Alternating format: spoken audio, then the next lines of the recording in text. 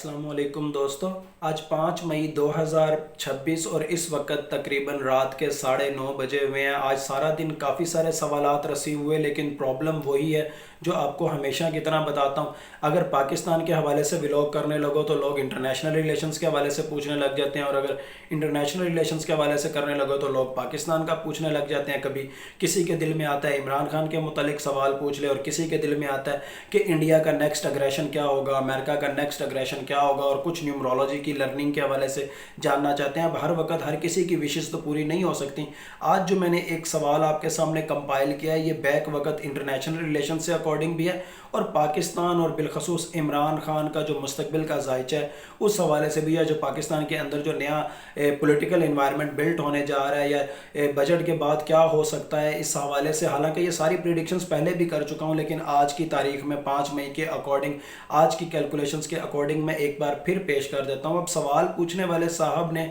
एक स्टूडेंट हैं international relations के, हैं अक्सर मुझसे सवाल पूछते रहते हैं। इन्होंने कहा कि ट्रंप बार बार साउथ कोरिया को रिक्वेस्ट कर रहे हैं कि आबनाए हुर्मुज़ खुलवाने के मामले में साउथ कोरिया अमेरिका का साथ दे। इसका तो वाज़े तौर पर डिस्कोर्स एनालिसिस यही नज़र आता है। ट्रंप के बयान का psycho linguistic and cognitive analysis करें या कन्वर्सेशनल एनालिसिस के जो भी टूल्स यूज़ करें, वाज़े तौर पर नज़र आता है कि ट्रंप का आबनाए हुर्मुज़ पर कंट्रोल नहीं है, और ये ईरान के कंट्रोल में बदस्तूर है। और शायद इन साहब का कहना यह है कि शायद अब ट्रंप को भी नज़र आ गया कि नॉर्थ कोरिया और साउथ कोरिया मुस्तकबिल में एक होने जा रहे हैं, और शायद इसी वजह से ये साउथ कोरिया को अपने साथ इंगेज रखना चाह रहे हैं। अब इन्होंने जो सवाल पूछे हैं आईआर के कंटेक्स्ट में, जिसकी बेस पे ये प्रिडिक्शंस भी चाह रहे हैं, या साइको एंथ्रोपोलॉजिकल रीडिंग्स चाह रहे हैं, क्योंकि न्यूमरोलॉजी तो साइको एंथ्रोपोलॉजी ही होती है। उस ज़मन में इनका पहला सवाल है, मैं साथ साथ सवाल बोलता जाऊंगा और साथ साथ साइको एंथ्रोपोलॉजिकल रीडिंग्स, या उसको आप प्रिडिक्शन कह लें, व्हाट्सएवर जो भी आपका दिल करता है आप उसको कह लें, मैं वो भी पेश करता जाऊंगा। इनका पहला सवाल है कि अमेरिका बार बार साउथ कोरिया को साथ देने का क्यों कह रहा है, अमेरिका की मजबूरियां क्यों हैं? क्योंकि अब यहाँ पर मैं जवाब देने लगा हूँ,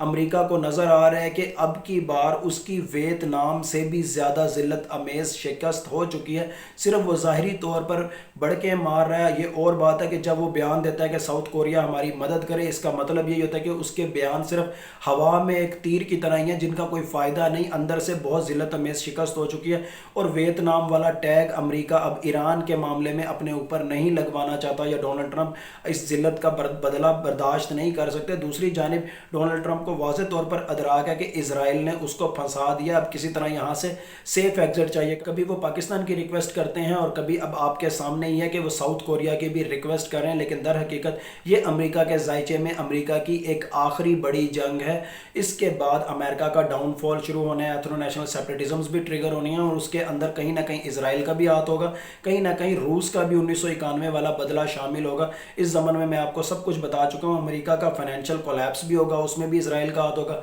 ब्लैक लाइव्स मैटर या रेशियल काओस भी जनरेट होंगे अमेरिका के अंदर, उसमें भी इजराइल का हाथ होगा। और कनाडा से मुत्तसिल अमेरिकन रियासतें आज़ादी की डिमांड करेंगी, मैक्सिको से मुत्तसिल रियासतें या वेनेजुएला से मुत्तसिल अमेरिकन रियासतें भी आपको आज़ादी की डिमांड करती हुई नजर आएंगी, और अनकरीब आपको कम अज़ कम 5 अमेरिकन रियासतें कैनेडियन फेडरेशन का हिस्सा बनती हुई नजर आएंगी, कुछ वेनेजुएला के साथ कन्फेडरेशन बनाती हुई, और कुछ मैक्सिको के साथ कन्फेडरेशन बनाती हुई नजर आएंगी। अभी तो आपको वेनेजुएला की ज़ाहिरी स्टडी जो है वो तो आपको नज़र आ रही है कि एक डिपेंडेंसी है कानूनी, लेकिन इससे मुत्तसिल जब अमेरिकन रियासतें ही आज़ादी मांगने लग जाएंगी तो अमेरिका का इसे ज़मीनी रास्ता ऑटोमेटिक कहीं ना कहीं कट ऑफ होने लग जाएगा। अब दूसरा सवाल इन्होंने जो मुझसे पूछा, क्या पाकिस्तानी कोरियाई रीजन जिसके अंदर नॉर्थ कोरिया भी है और साउथ कोरिया भी है, उस जमन में या उस साइड पर इन्वेस्टमेंट का सोच सकते हैं, और क्या साउथ कोरिया में इन्वेस्टमेंट करनी चाहिए या नॉर्थ कोरिया में इन्वेस्टमेंट करनी चाहिए, और क्या ये रीजन एक हो सकते हैं? ऑब्वियसली ये रीजन भी एक होगा in the long run. 1 country 2 systems के बकदर ये रीजन एक होने जा रहे हैं। एक कन्फेडरेशन में प्रो जाना है इसने, और ये कन्फेडरेशन एक तरह से प्रो चाइना कन्फेडरेशन होगी। इस हवाले से मुफस्सिल में व्लॉग कर चुका हूँ कि चाइना कहाँ कहाँ डायरेक्ट इन्वेड करेगा, या कन्फेडरेशन की सूरत में या इत्तेहाद की सूरत में चाइना का रकबा बढ़ने जा रहा है। इस हवाले से मुकम्मल तौर पर न्यू वर्ल्ड ऑर्डर के कंटेक्स्ट में, युआन रिजीम के कंटेक्स्ट में मैं प्रॉपर व्लॉग्स कर चुका हूं, और बारहा कर चुका हूं, टाइमलाइन पर मौजूद भी हैं। लेकिन फिर भी पाकिस्तानियों के हवाले से बताऊं, चाहे 1 कंट्री 2 सिस्टम्स के हवाले से ये कन्फेडरेशन बन भी जाए, फिर भी पाकिस्तानियों का रुझान साउथ कोरिया की जानिब होगा, और जिनकी तारीख पैदाइश में 6 का नंबर आता है, in the long run south Korea उनके लिए बहुत ज़्यादा ब्लेस्ड होने वाला है। वियतनाम भी ان کے لیے بہت زیادہ بلیسڈ ہونے والا ہے، کینیڈا اور آئرلینڈ بھی ان کے لیے بہت زیادہ بلیسڈ ہونے والے ہیں، اور اس کے ساتھ ساتھ آسٹریلیا نیوزی لینڈ بھی کہیں نہ کہیں قدرتی آفات سے ہٹ کر فائنینشلی ان کے لیے بیسٹ ہونے والے ہیں، لیکن قدرتی آفات آسٹریلیا نیوزی لینڈ میں کہیں نہ کہیں محسوس ہوتے ہیں۔ اس حوالے سے بھی میں ولاگز کئی دفعہ کر چکا ہوں۔ پھر ایک سوال انہوں نے یہ پوچھا کہ جس طرح ویتنام نے امریکن غلامی سے آزادی حاصل کی اور اس وقت ایک وہ میجر پاور کے طور پر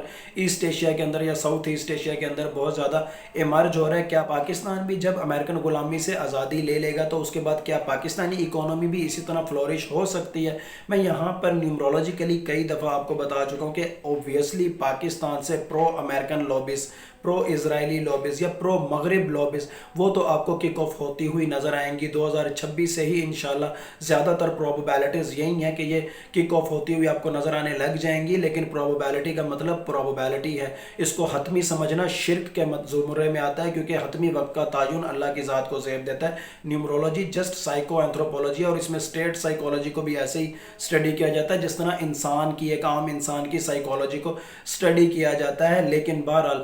پاکستان نے آج نہیں تو کل نہیں تو پرسوں امریکن بلاک کو چھوڑنا ہے، ایشیاٹک بلاک میں شامل ہونا ہے، ریجن کے حوالے سے کام کرنا ہے، ریجنل انٹیگریشن کے حوالے سے کام کرنا ہے، اور مسلم ورلڈ کے حوالے سے بھی پاکستان کا میجر رول ہوگا، اور اس کے اندر گلف آپ کو کہیں نہ کہیں سائیڈ لائن ہوتا ہوا نظر آئے گا۔ پھر ان کا اگلا سوال ہے کہ اگر ڈالر بے وقت ہوگا تو وہ لوگ جنہوں نے ڈالر میں اپنے اثاثے بنائے ہوئے ہیں، جنہوں نے پاکستان میں کرپشن کی ہوئی ہے لیکن ان کے اثاثے باہر ڈالرز کی صورت میں موجود ہیں، ان کا کیا ہوگا؟ یہ میں نے سوال خود کمپلیٹ کیا ہے، ان کا سوال ادھورا ہے۔ لیکن میں آپ کو یہ بتا دوں، میں آپ کو بارہا کہتا ہوں نا، پچھلے سال 23 جون 2025 سے کہہ رہا ہوں کہ ڈالر آپ کو اگست 2026 ٹو آنورڈ بے وقت ہوتا ہوا نظر آئے گا، لیکن یہ گریجول ہوگا، یہ ایک دم نہیں ہوگا۔ ایک ہاتھی جو اتنے سال پھلنے پھولنے میں لگاتا ہے، وہ جب اس کی لاش گلتی ہے تو وہ بھی ٹائم لیتا ہے۔ ڈالر نے بے وقت ہونا ہے، اس سال کے اینڈ تک آپ ڈالر کی قیمت اور پاکستانی روپے کی قیمت میں موازنہ خود دیکھ لیں گے، بلکہ باقی کرنسیز کے ساتھ بھی پاکستانی کرنسی کا موازنہ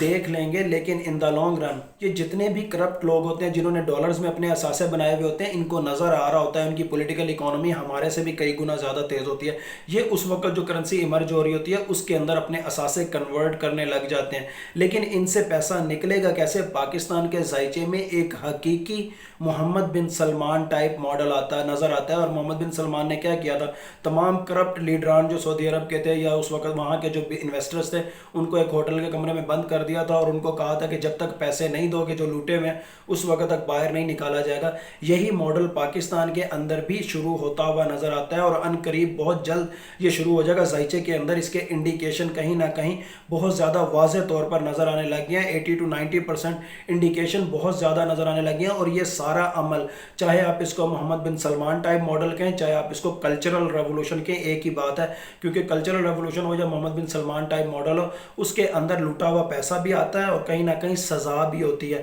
اور پاکستان کے کلچرل ریولوشن کے دوران تو ایسا نظر آتا ہے ایران اور چائنا سے بڑھ کر سزائیں ہوں گی، اور ایران اور چائنا کے کلچرل ریولوشن کو لوگ بھول جائیں گے، اور کم از کم 20 سے 25 ہزار لوگوں کو سزائیں پاکستان کے اندر نظر آتی ہیں۔ پھر چاہے کسی نے عمران خان کو زہر دیا ہے یا نہیں دیا، یا جس نے جو غلط کام کیا یا نہیں کیا، یا جس کے ہاتھوں سے کچھ غلط ایکٹیویٹیز ہوئی یا طاقت کا غلط استعمال ہوا ہے، سب آپ کو کٹہرے میں جاتے ہوئے نظر آئیں گے۔ اور یہ چیز عمران خان کے اقتدار میں آنے سے پہلے شروع ہو جائے گی، آپ میں سے کوئی مانے یا نہ مانے۔ عمران خان کا اگر ذائچہ دیکھیں تو 90% تک عمران خان کو بنا بنایا نظام ملنا ہے، اور اسی کے اندر کلچرل ریولوشن بھی 90% تک پہلے ہی ایگزیکیوٹ ہو چکا ہوگا۔ اس کا مطلب ہے پہلے ہی کچھ ایسی اصلاحات ہونی ہیں، پہلے ہی کچھ ایسے ایکٹ ہونے ہیں جن کے بعد کچھ ایسی ریفارمز ہوں گے، ایسی قانون سازی ہوگی جن کے تحت الیکشن ہوں گے، اور اس کے بعد عمران خان آئیں گے اور ان کو اقتدار ملے گا۔ زندگی بخیر، زندگی بخیر، زندگی بخیر۔ اور یہاں سے ہی آپ میری ان پریڈکشنز کی بھی انڈورسمنٹ دیکھ سکتے ہیں جب میں آپ کو کہتا ہوں کہ پاکستان کے ذائچے میں general Waheed Kakar type formula بھی نظر آتا ہے، ایک حادثاتی ایونٹ بھی نظر آتا ہے، اس کے بعد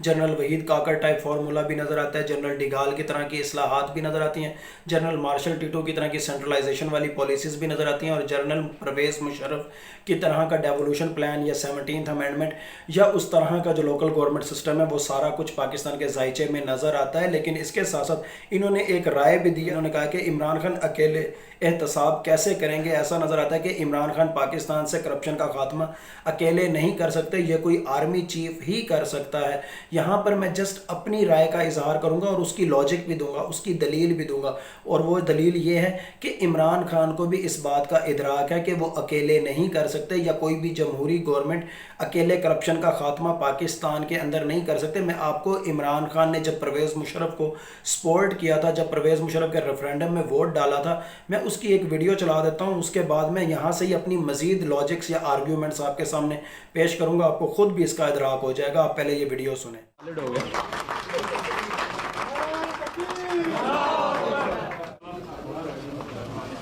The reason why we back General Musharraf is only one reason, that he will keep the crooked and the corrupt politicians who neither our judiciary nor our election commission has been able to keep them out. Four times we have had governments kicked out for corruption. Each time the same politicians have come back into parliament and plundered the country more. So the reason why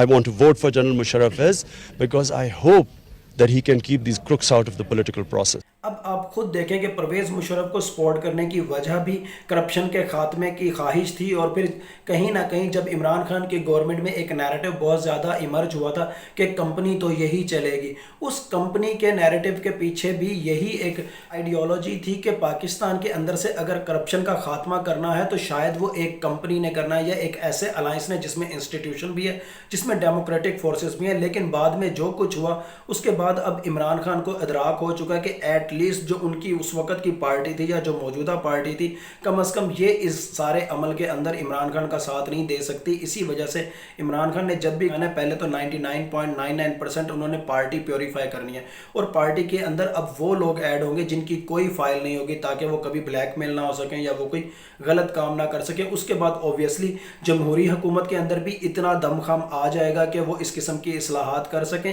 لیکن اس کے ساتھ ساتھ جو کہیں پر general Waheed Kakar type formula apply ہوا ہوگا, کہیں پر جو حقیقی Mohammed bin Salman type model apply ہو رہا ہوگا, اس سارے زمن میں یا تمام تر ریفارمز جو کچھ ہو چکی ہوں گی, جو کہ سٹک کے زور پر ہی ہوں گی, جو کہ ڈنڈے کے زور پر ہی ہوں گی, اس کے بعد ایک ایسی چیز پاکستان کے ذائچے میں نظر آتی ہے جس کو ہم عام الفاظ میں یا تھیوریٹیکل لینگویج کے اندر یہ کہہ سکتے ہیں کہ پاکستان کے ذائچے میں اس وقت پریگمیٹزم نظر آ رہا ہوگا, ریشنلزم نظر آ رہا ہوگا, انٹلیکچولی نظر آ رہا ہوگا, پیٹریوٹزم نظر آ رہا ہوگا. تب آپ کسی کو بھی نہیں کہہ سکیں گے کہ جس کے ہاتھ میں حقیقی اقتدار ہے شاید وہ کرپٹ ہے, یا جس کے ہاتھ میں عوامی مینڈیٹ ہے شاید وہ کرپٹ ہے. یہ وہ وقت ہوگا جب آپ پاکستان کے اندر واضح طور پر یہ نیکسس بلڈ ہوتا ہوا دیکھیں گے, بلکہ ایمرج ہوتا ہوا دیکھیں گے, بلکہ فلورش ہوتا ہوا دیکھیں گے کہ ڈنڈے والی سرکار اور یہ ملک بھی میرا, یہ فوج بھی میری, یہ دونوں نیریٹو آپ کو پیرالل نظر آئیں گے. لیکن یہ دونوں نیریٹو آپ کو کب سے ایمرج ہوتے ہوئے نظر آئیں گے؟ جب ابھی عمران خان جیل میں ہوں گے اور عدالتوں کی جانب سے فیصلے ہونا شروع ہو جائیں گے, عدالتوں کی جانب سے فارم 47 نلیفائی ہونا شروع ہو جائے گا, عدالتوں کی جانب سے آپ کو موجودہ حکومت یا موجودہ جو الیکشن کے ذریعے حکومت بیٹھی ہوئی ہے وہ ساری بھی آپ کو نلیفائی ہونا شروع ہو جائے گی, یا پھر ایک حادثاتی ایونٹ کی صورت میں بھی تمام تر لوگ گھروں کو جاتے ہوئے نظر آئیں گے. یہ سارے ایونٹ آپ کو پاکستان کے ذائچے کے اندر نظر آئیں گے. لیکن یہ ساری پریڈکشنز میں ریولوشن سیریز کے پہلے, دوسرے, تیسرے اور چوتھے جو ایپیسوڈ ہے اس کے اندر ہی کر چکا ہوں. اور رہی بات حقیقی Mohammed bin Salman type model کی یا کلچرل ریولوشن کی, تو ایسا نظر آتا ہے کہ جو بھی ڈنڈے والی سرکار ہوگی, جس کے ہاتھ میں بھی اس وقت ڈنڈا ہوگا, وہ سب سے پہلے اپنے دائیں والوں کی جانب, بائیں والوں کی جانب, آگے والوں کی جانب, پیچھے والوں کی جانب یا یاروں دوستوں کی طرف سے ہی اس کا آغاز کرے گی. پولیٹیکل پپٹس کی باری تو شاید بعد میں آئے گی, لیکن ایک اور چیز بھی کہ یہی ڈنڈے والی سرکار اور یہی جو نیریٹو ہے, یہ ملک بھی میرا, یہ فوج بھی میری, یہ اس وقت تک چلے گا جب تک تمام تر کلچرل ریولوشن فائنلائز نہیں ہو جاتا, امینڈمنٹس مکمل نہیں ہو جاتی. لیکن اینڈ میں پاکستان کے ذائچے میں آپ دو حفاظتی ادارے دیکھیں گے, بالکل اس طرح جس طرح ایران کے اندر ایک طرف پاسداران انقلاب ہے اور ایک طرف بارڈر سیکیورٹی فورس ہے. یہ وہی ماڈل ہے جو بھٹو نے پیش کیا تھا بارڈر فیڈرل سیکیورٹی فورس کا اور بارڈر سیکیورٹی فورس کا, جس کو بعد میں امام خمینی نے انقلاب کے بعد ایران میں کاپی کیا, اور وہی چیز پاکستان کے ذائچے میں دوبارہ نظر آتی ہے. لیکن یہ تمام تر اصلاحات کے بعد سب سے آخری جو اصلاحات ہوں گی ان کے اندر کہیں اینڈ میں یہ والی ریفارم بھی پاکستان کے ذائچے میں نظر آتی ہے, اور اس حوالے سے بھی کئی دفعہ میں ولاگز کر چکا ہوں. لیکن بہرحال ہوتا وہی ہے جو اللہ تعالیٰ چاہتے ہیں. اللہ تعالیٰ چاہیں تو یہ سب کچھ ہو, اللہ تعالیٰ چاہیں تو کچھ بھی نہ ہو, اللہ تعالیٰ چاہیں تو کچھ ہو اور کچھ نہ ہو. بلا شبہ غیب کا علم صرف اور صرف اللہ تعالیٰ کی ذات کو ہے. Thank you so much.